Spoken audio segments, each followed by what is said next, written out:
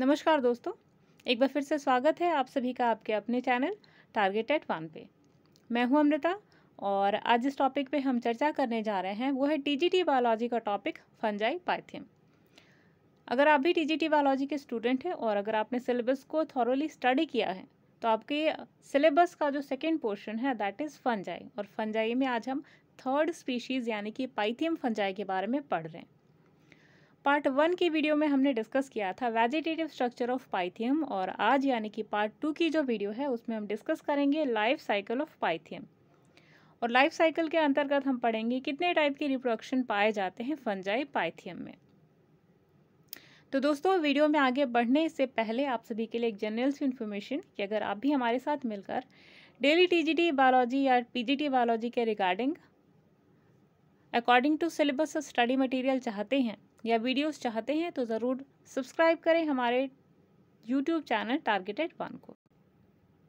तो दोस्तों, वीडियो में आगे बढ़ने से पहले एक जनरल इन्फॉर्मेशन आप सभी के लिए कि अगर आप भी हमारे साथ मिलकर डेली स्टडी करना चाहते हैं बायोलॉजी टॉपिक के ऊपर तो ज़रूर सब्सक्राइब करें हमारे यूट्यूब चैनल टारगेट एट 1 को।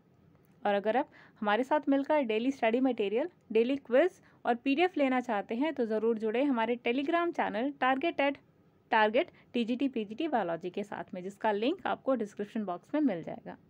चलिए अब बढ़ते हैं वीडियो में आगे की तरफ। चलिए अब वीडियो में आगे की तरफ बढ़ते हैं, यार कि अब बात करेंगे हम लाइफ साइकिल या फिर रिप्रोडक्शन इन पाइथियम के अंदर। तो गाइस, यहाँ जो रिप्रोडक्शन होती है पाइथियम के अंदर वो दो टाइप्स की पाई जाती है। पहला है एसेक्सुअल रिप्रोडक्शन और दूसरी होती है सेक्सुअल रिप्रोडक्शन।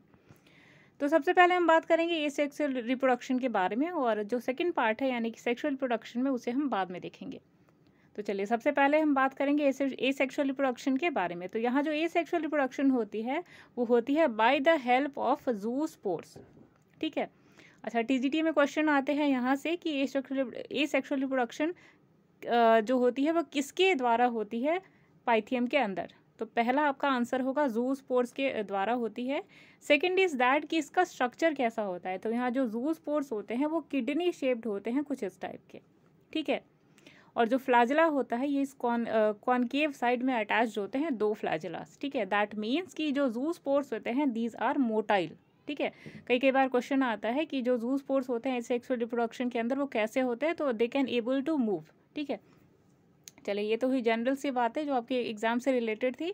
अब प्रोसेस को देखते हैं और जानते हैं कि स्पोरेंजिया किस तरीके से डेवलप करता है और एसेक्सुअल रिप्रोडक्शन किस तरीके से प्रोसीड करता है।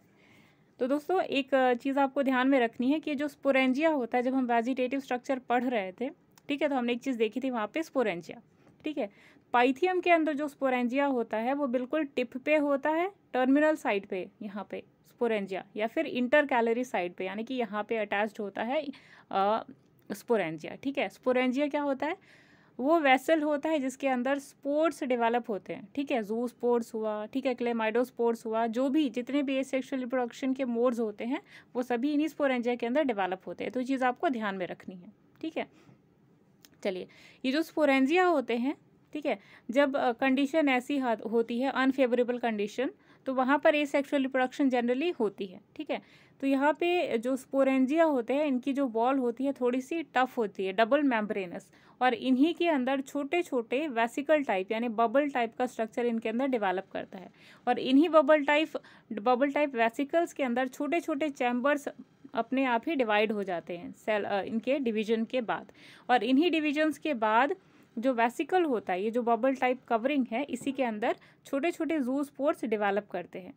और यही जूस्पोर्स यानी बाइफ्लैजेलेट किडनी शेप्ड जूस्पोर्स जो होते हैं, जब इन्हें फेवरेबल कंडीशन मिलती है तब ये जो वेसल है या जो वेसिकल हैं इनसे बस्ट आउट होकर एटमॉस्फेयर में रोटेट करने लगते हैं। ठीक है, तैरने लगते हैं, और जैसी फेवरेबल कंडीशन मिलती है ये आगे चल के एक मैच्योर्ड हाइफा या माइसीलियम के रूप में डेवलप होते हैं। तो इस तरीके से होता है एसेक्सुअल रिप्रोडक्शन इन पाइथियम।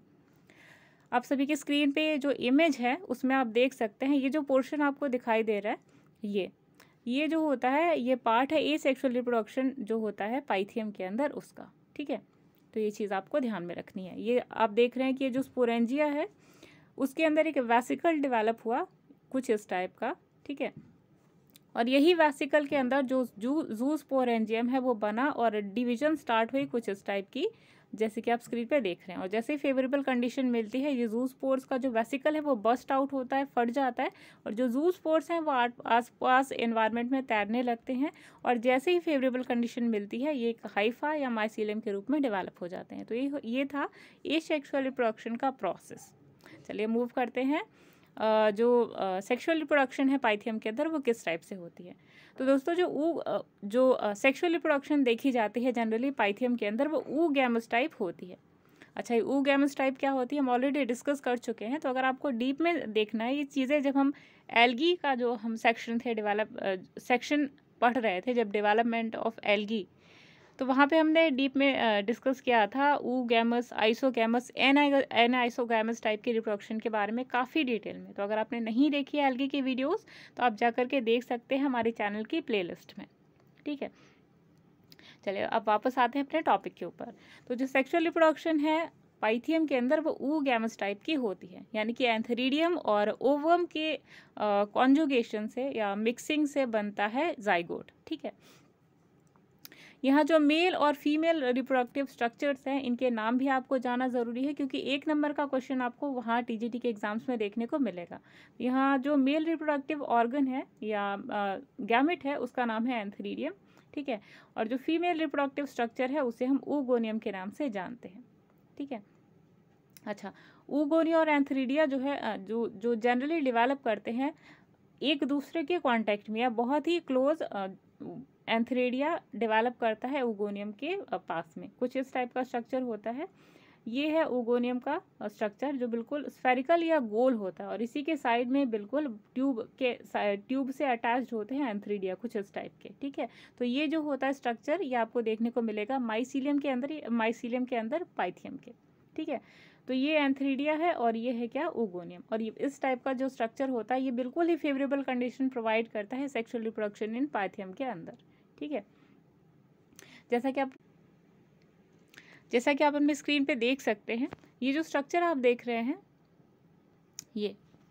ये होता है स्ट्रक्चर जनरली माइसीलियम का, जहाँ पर ये आप जो सर्कुलर या स्फेरिकल स्ट्रक्चर देख रहे हैं ये है ऊगोनियम, और ये जो स्ट्रक्चर आप देख रहे हैं ये एंथेरिडियम, और ये बिल्कुल ही पास में होते हैं जो फेवरेबल कंडीशन या फेवर करता है सेक्सुअल रिप्रोडक्शन को। चलिए, तो ये तो थी इमेज, और आगे चलते हैं प्रोसेस, सेक्सुअल रिप्रोडक्शन प्रोसेस किस तरीके से आगे प्रोसीड करता है। लेकिन ये जानने से पहले हम एंथेरिडिया के बारे में डिस्कस करते हैं कि आखिर एंथेरिडिया जो है वो किस तरीके से डेवलप होता है हाइफा के अंदर, कहाँ पे वो प्रोजेक्टेड होता है, कहाँ पे प्रेजेंट होता है।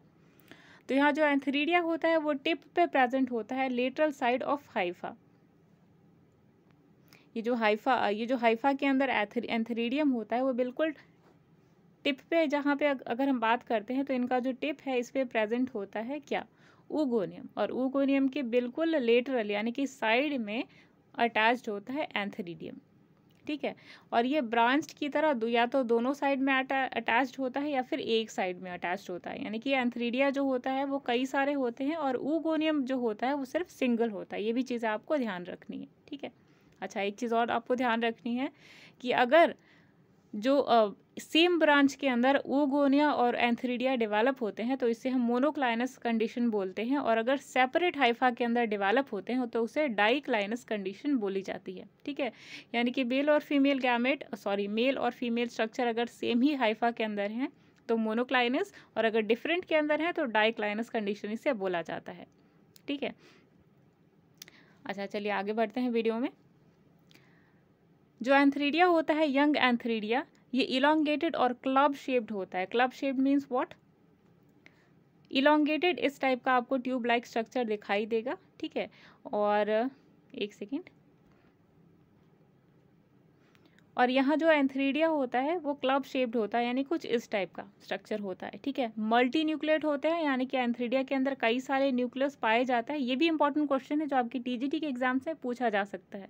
जनरली जो एंथेरिडिया होते हैं उनके अंदर एक पाया जाता है न्यूक्लियस, लेकिन यहाँ पे मल्टी न्यूक्लिएट स्ट्रक्चर पाया जाता है एंथेरिडिया के अंदर। ठीक है, लेकिन मैच्योरिटी के बाद एक न्यूक्लियस जो होता है, सारे न्यूक्लियस डीजेनरेट हो जाते हैं, सिर्फ एक न्यूक्लियस जो होता है वो बचता है। ठीक है। तो ये भी आपको ध्यान में रखना है कि जो एंथ्रीडिया की जो पाइथियम की जो लाइफ साइकिल है, जब हाइफा मैच्योर्ड नहीं होता तो इसी एंथ्रीडियम के अंदर ढेर सारे न्यूक्लियस होते हैं, और जब हाइफा डेवलप कर जाता है यानी कि मैच्योर हो जाता है, तो यहाँ जो न्यूक्लियस की संख्या है सिर्फ एक बचती है एंथ्रीडियम के अंदर, और जो जो एक्सेस जो न्यूक्लियस होते हैं वो सारे डिजेनरेट कर जाते हैं। ठीक है, चलिए आगे बढ़ते हैं। अब जानते हैं ऊगोनियम के स्ट्रक्चर के बारे में। तो ऊगोनिया जो होता है वो जनरली टर्मिनल साइड पे होता है, यानी कि बिल्कुल टिप पे होता है हाइफे के। ओवॉइड होता है, यानी कि सर्कुलर या स्फेरिकल शेप जो होगा वो आपको नज़र आएगा हाइफा में। ठीक है, जो कि स्मूथ और पैपुलेटेड नज़र आता है।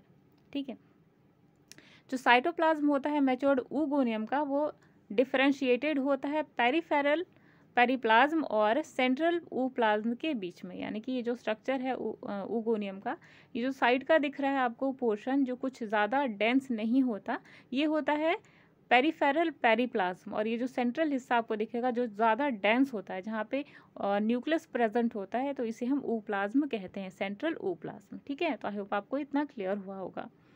अच्छा, जैसे जैसे ये जो ऊगोनियम है वो मैच्योरिटी के स्टेजेस पे आता है, तो जो एक्सेस न्यूक्लियस होते हैं, ठीक है, जैसे कि हमने एंथ्रीडियम में बात किया था कि जब यंग हाइफा होता है या यंग एंथ्रीडियम होता है तो इनके अंदर न्यूक्लियस की जो संख्या है वो ज़्यादा होती है। ठीक है, लेकिन जैसे ही हाइफा मैच्योर होता है, इनके अंदर जो एक्सेस न्यूक्लियस होते हैं वो सारे डिजेनरेट कर जाते हैं, और सिर्फ एक न्यूक्लियस है जो बचता है। ठीक है, ये चीज़ें आपको ध्यान में रखना है। और यही जो सिंगल न्यूक्लियस है यही एक्टिवेटेड स्ट्रक्चर में एक्टिवेटेड रहता है, एक्टिवेटेड स्टेट में, और यही आगे चल करके फर्टिलाइजेशन में पार्टिसिपेट करता है पाइथियम के। ठीक है, और इसे ही एग न्यूक्लियस बोला जाता है। ठीक, तो ये तो हमने पढ़ा ऊगोनियम का स्ट्रक्चर। अब चलिए फर्टिलाइजेशन के बारे में बात करते हैं। तो जो फर्टिलाइजेशन होती है पाइथियम की, ठीक है, जब हाइफा मैच्योर होता है तो यही जो मैच्योरिटी के बाद जो एंथ्रीडियम मैच्योर्ड होता है जिसमें एक सिंगल न्यूक्लियस होता है, और जो ऊगोनियम या ओवम जो होता है वो मैच्योर्ड होता है जिसमें एक सिंगल न्यूक्लियस होता है। ठीक है, कुछ इस टाइप के स्ट्रक्चर के बारे में हमने बात करी थी, कुछ इस टाइप के स्ट्रक्चर के बारे में हमने बात करा था कि ये ऊगोनियम है और इसके साइड में से बिल्कुल निकलता है एंथ्रीडियम। ठीक है, बिल्कुल पास ही में ही प्रेजेंट होते हैं दोनों, जो कि फेवर करता है सेक्सुअल रिप्रोडक्शन को। तो जो ऊस्पोर होता है जब ये डेवलप कर जाता है तो इसकी जो आउटर वॉल होती है बिल्कुल थिक हो जाती है। ठीक है, ऑर्नामेंटेड हो जाती है, यानी कि थोड़ी सजावटी हो जाती है वॉल ऊगोनियम की। ठीक है, ऊस्पोर की। अच्छा, ये जो स्ट्रक्चर होता है हमने बात करी कि ये फेवर करता है सेक्सुअल रिप्रोडक्शन को। तो प्रोसेस स्टार्ट कैसे होता है?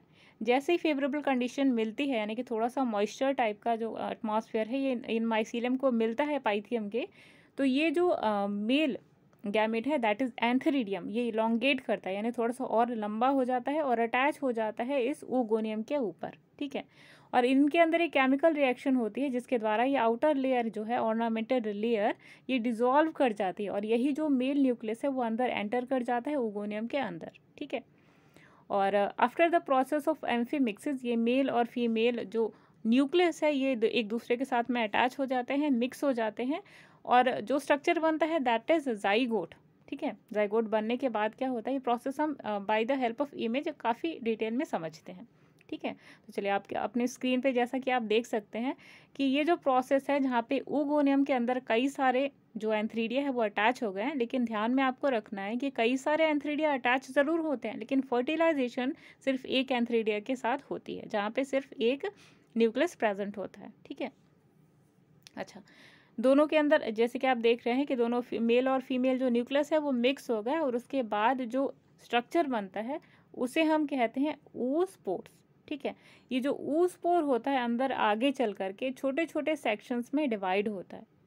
ठीक है, और डिवाइड होने के बाद इसके अंदर छोटे छोटे माइसीलियम लाइक स्ट्रक्चर छोटे छोटे जो ऊस्पोर्स हैं कुछ इस टाइप्स के नज़र आते हैं। ठीक है, और ये पानी के अंदर तब तक तैरते रहते हैं ऊस्पोर्स जब तक कि इन्हें प्रॉपर कंडीशन नहीं मिल जाते जहाँ पे इन्हें प्रॉपर नरिशमेंट मिलती है। यही जो ऊस्पोर्स हैं जब इन्हें फेवरेबल कंडीशन मिलती है तो इन्हीं के अंदर से एक जर्मिनेटिंग ट्यूब निकलता है, और जो आगे चल कर के एक माइसीलियम के रूप में डेवलप कर जाता है। ठीक है, अच्छा, फेवरेबल कंडीशन क्या होती है, तो इनके लिए थोड़ा सा टेम्परेट एरिया यानी कि थोड़ा सा टेम्परेचर जहाँ पे हाई होता है वहाँ पे ये जनरली जर्मिनेट करते हैं। ध्यान आपको देना है कि ये डेवलप जो करते हैं वो नॉर्मल कंडीशन होती है काफ़ी मॉइस्चर वाली, लेकिन ये जर्मिनेट करते हैं थोड़ी सी टेम्परेट यानी कि सूखी जगहों पे। तो ये भी आपको ध्यान में रखना है, ठीक है। तो दोस्तों ये जो प्रोसेस था यहाँ पे जो हमने देखा अभी सेक्सुअल और एसेक्सुअल रिप्रोडक्शन ऑफ पाइथियम का, ठीक है। तो ये जो है आप स्क्रीन पे देख रहे हैं हमारे टेलीग्राम चैनल का लिंक है, डिस्क्रिप्शन है, जो आपको डिस्क्रिप्शन बॉक्स में मिल जाएगा, जहाँ पे क्लिक करके आप हमारे Telegram channel target TGT PGT biology के साथ में अटैच हो सकते हैं, जहाँ पे आपको डेली पीडीएफ और क्वेश्चन और स्टडी मटेरियल मिलते हैं जो आपको हेल्प करेंगे आपकी टीजीटी और पीजीटी के एग्ज़ाम्स में। तो आई होप आपने वीडियो को एंजॉय करा होगा और इन्फॉर्मेटिव वीडियो आप सभी को लगी होगी। और इसी तरीके की और ज़्यादा इन्फॉर्मेटिव वीडियोस के लिए ज़रूर सब्सक्राइब कीजिएगा हमारे यूट्यूब चैनल टारगेटेड वन को। तो चलिए मिलते हैं नेक्स्ट कॉन्सेप्चुअल वीडियोस के साथ में, जहां पर हम फंजाई की नेक्स्ट स्पीशीज़ को यानी कि एल्ब्यूगो को डिस्कस करेंगे। और अगर आपको वीडियो पसंद आती है तो प्लीज़ वीडियो को एक लाइक ज़रूर दीजिएगा, जो हमारे चैनल को और ज़्यादा प्रमोट करता है अच्छे अच्छे कॉन्सेप्ट आप सभी तक पहुँचाने के लिए। तो चलिए मिलते हैं नेक्स्ट वीडियोज़ में, तब तक के लिए अमृता को दीजिए इजाज़त। Bye bye.